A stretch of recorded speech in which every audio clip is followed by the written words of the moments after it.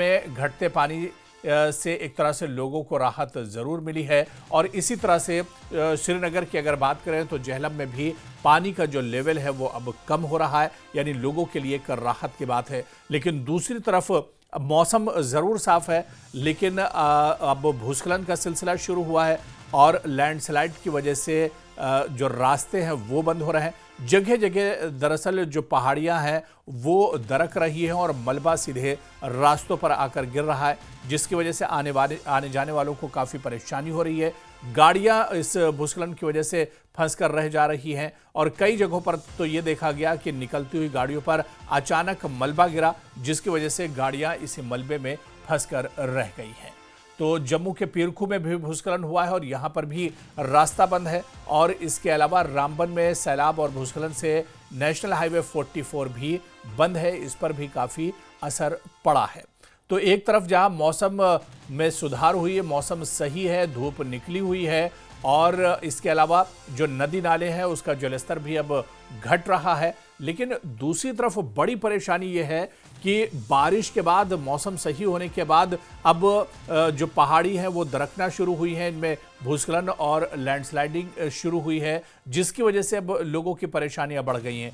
एक जगह से दूसरी जगह जाने में पहाड़ी इलाकों में लोगों को दिक्कतों का सामना करना पड़ रहा है, क्योंकि मलबा अब बारिश के बाद जो मिट्टी गीली हो चुकी है, जो पहाड़ का मलबा है वो अब खिसक कर और दरक कर नीचे आ रहा है, जिसकी वजह से आवाजाही में भी काफ़ी दिक्कतों का सामना करना पड़ रहा है। जी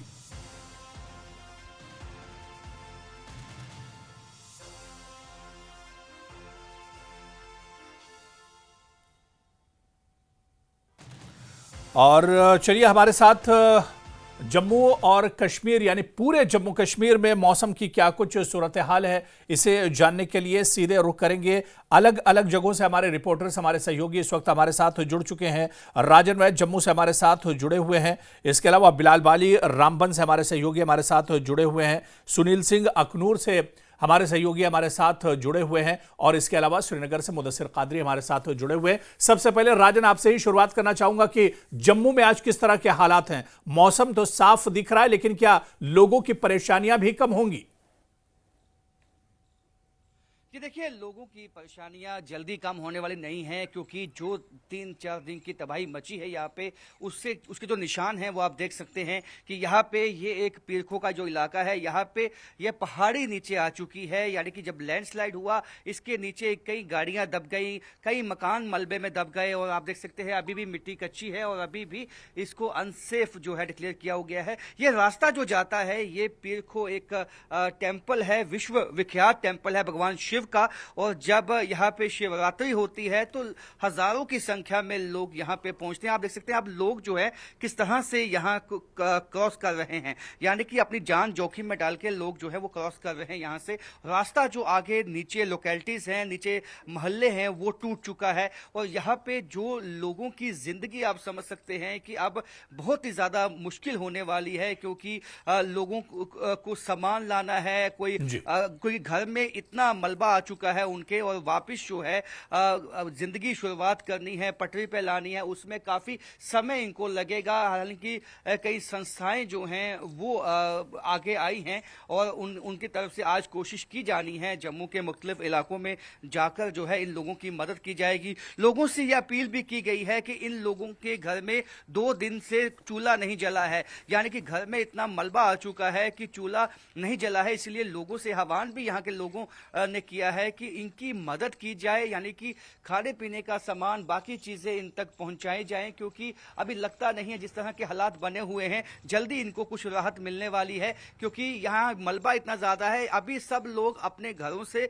मलबा निकालने में लगे हुए हैं, उसके बाद ही इनकी जो आम जिंदगी है वो पटरी पे आ पाएगी। लेकिन जिस तरह से केवल एक इलाका नहीं बल्कि कई ऐसे इलाके हैं जम्मू के जहां इसी तरह की स्थिति बनी हुई है, लोग अब प्रशासन की कोशिश है इनको राहत पहुंचाई, लेकिन ये नुकसान इतना बड़ा है क्योंकि जम्मू संभाग ने इससे पहले इतनी ज्यादा जो बरसात है वो कभी देखी नहीं है, और जिस तरह की बरसात हुई है उससे नुकसान बहुत बड़ा है। इसीलिए कल एलजी मनोज सिन्हा ने भी, मुख्यमंत्री उमर अब्दुल्ला ने भी मीटिंगें ली और प्रशासन को हिदायत दी कि लोगों तक राहत पहुंचाए। जिस तरह से, लेकिन मैंने पहले कहा कि तवी नदी तो अभी शांत हुई है, लेकिन लोगों की जिंदगी अशांत हो चुकी है। लोगों की जिंदगी में शांति तभी आएगी जब वापस उनकी जिंदगी जो है पटरी पर चलेगी। बिल्कुल राजन, यानी लोगों के सामने अभी भी एक बड़ा चैलेंज है और बहुत परेशानी। जिस तरह से तस्वीरें आप दिखा रहे हैं, बहुत भयावह तस्वीरें हैं और काफी ज्यादा नुकसान हुआ है इन तस्वीरों के जरिए राजन, एक तरह से समझा जा सकता है। और खुद आप ग्राउंड जीरो पर मौजूद हैं, जिस तरह से तस्वीरें आप दिखा रहे हैं कि अभी भी लोगों के सामने बहुत से चैलेंजेस हैं। दोबारा से राजन हम आपके पास आएंगे और इसे समझने की कोशिश करेंगे। सीधे हम श्रीनगर का रुख करेंगे। मुदस्सिर कादरी झेलम नदी के किनारे से हमारे साथ जुड़े हुए हैं। आज मुदस्सिर कादरी, किस तरह के हालात हैं श्रीनगर की अगर बात की जाए, और झेलम में पानी का जो स्तर है, जो इसका लेवल है, वो कहां पर पहुंचा है, किस तरह का है? कल शाम या फिर आज सुबह का अगर हम कंपैरिजन करेंगे तो बिल्कुल हालात जो है वो अब आहिस्ता आहिस्ता जो है नॉर्मल हो रहे हैं। और हम इस वक्त बिल्कुल राजबाग के एरिया में मौजूद है, जहां पर आप झेलम का जलस्तर यानी कि सतह आप जो है वो देख सकते हैं। और जिस तरह से ये पानी जो है वो अभी भी येलो या फिर ऑरेंज की जो निशान है उससे ऊपर बह रहा है, लेकिन खतरे के निशान से जो झेलम है वो नीचे बह रहा है। और आप देख सकते हैं कि नुमाया फर्क आ गया है, लगभग 1 फीट से ज्यादा जो वाटर लेवल है वो रिसीड हो गई है। जो कल शाम या फिर आज सुबह की हम बात करेंगे तो संगम के मकाम पर भी जो झेलम था वो खतरे के निशान से ऊपर बह रहा था, तो वहां पर भी खतरे के निशान से नीचे आ गया है। अगर 6 बजे की रीडिंग की हम बात करेंगे तो उसके मुताबिक जो फ्लड एंड इरिगेशन डिपार्टमेंट ने जारी किया है तो उसके मुताबिक पांपोर में अभी भी झेलम जो है खतरे के निशान से ऊपर बह रही है। लेकिन आहिस्ता आहिस्ता खुशाइन बात यह है कि जो वाटर लेवल जो है वो रिसीड हो रही है, और जिसके चलते लोगों ने कहीं ना कहीं राहत की सांस ली है। और आप देख सकते हैं कि पानी का उबाल किस तरह से जोश में है, उबाल पर है दरियाई झेलम अब भी। लेकिन जिस तरह से फ्लड लेवल जो है, जो वाटर लेवल जो है वो रिसीड हो रही है, तो ऐसे में लोगों के लिए जरूर एक राहत की बात है। और आप देख सकते हैं कि किस तरह से जो दरियाई झेलम के किनारे हैं, लगभग किनारों को ये पानी जो है अब भी छू रहा है।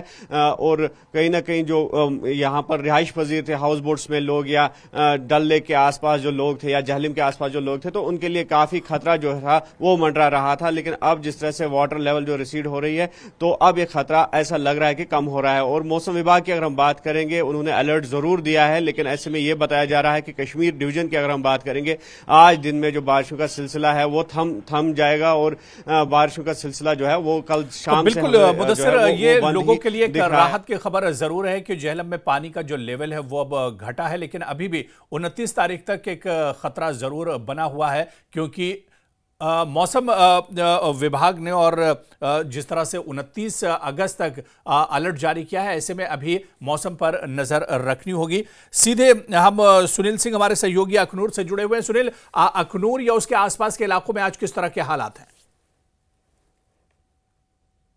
जी, मैं आपको बिल्कुल बताते चलूं कि आज के जो मौसम बिल्कुल साफ है।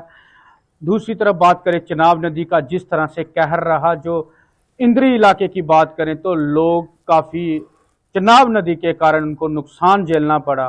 अभी की बात करें, आप ठीक मेरे सामने देख सकते हैं, ये चिनाब नदी है।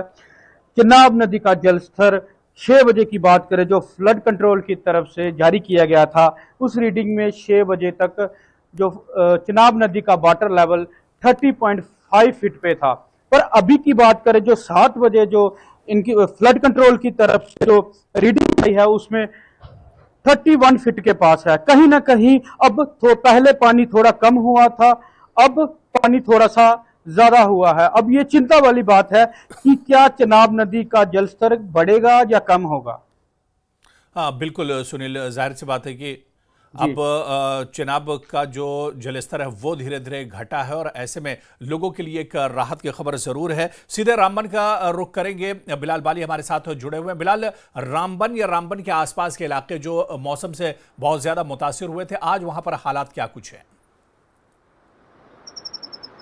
देखिए, अभी मौसम की अगर बात करें तो मौसम में सुधार आया है और मौसम की अपडेट यही है कि मौसम अबर आलूद है। लेकिन सबसे अहम अपडेट जम्मू कश्मीर हाईवे के हवाले से है, क्योंकि नेशनल हाईवे कई मकामात पर धंस जाने की वजह से, लैंडस्लाइड और शूटिंग स्टोन होने की वजह से जो है ट्रैफिक की आवाजाही के लिए आज तीसरे रोज भी बंद है। जैसा कि आप जानते हैं कि 2 दिनों से लगातार बारिशें हो रही थी और उसका असर जो है सबसे ज्यादा जम्मू श्रीनगर नेशनल हाईवे पर पड़ता है। रामबन बानीहाल सेक्टर में शूटिंग स्टोन और मड स्लश की वजह से जम्मू से नेशनल हाईवे को रोकना पड़ा था। वहीं उधमपुर जिले में भी कई मकामात पर सड़क का कहीं हिस्सा निकल गया है और कई जगहों पे फ्लाईओवर्स को, जो ब्रिजेस है, उनको भी नुकसान पहुंचा है। तो ट्रैफिक पुलिस और जो national highway authority of India है, कंस्ट्रक्शन कंपनीज के हमरा जो है हाईवे को रिस्टोर करने के लिए कोशिशें जारी रखे हुए हैं। गुज़श्ता रात से हमने देखा, लेकिन अभी तक कोई पिक्चर क्लियर नहीं हो पाई है कि हाईवे को मजीद कितना वक्त लग सकता है रिस्टोर होने में। वाहिद लाइफलाइन है जम्मू कश्मीर को जो 12 महीने जोड़ती है, जम्मू श्रीनगर नेशनल हाईवे। पिछले दिनों हमने देखा कि कठवा के इलाके में भी एक ब्रिज को नुकसान पहुंचा था, हैवी मोटर व्हीकल्स को रोक दिया गया था। लेकिन उसके बाद जो तेज बारिशें शुरू हुई, उसका असर जो है जिला रामबन में देखने को मिला, जहां दरियाई चिनाब का पानी सबसे ज्यादा जो है खतरे के लेवल से ऊपर बह रहा था, लेकिन धीरे धीरे उसका जो लेवल है कम हुआ है।